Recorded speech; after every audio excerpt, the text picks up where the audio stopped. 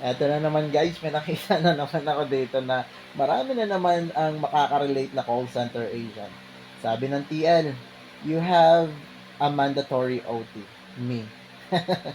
Ganyan na ganyan yung reaction ng mga agent kapag in-announce yung OT. Especially, no, kapag yung OT na nag-OT ka, kailangan mo pa i-remind yung TL mo, tapos na para i-plot yung OT na yun. TL, may OT tayo kahapon ha, baka nakalimutan mo. Hindi pa nag-reflect sa Chronos ko or sa kung ano man yung timesheet na ginagamit nila. No, so galing nga pala to sa Buhay Call Center agent. No, so eto yung mga iba't ibang rason ng mga agent para lang hindi makapag-OT.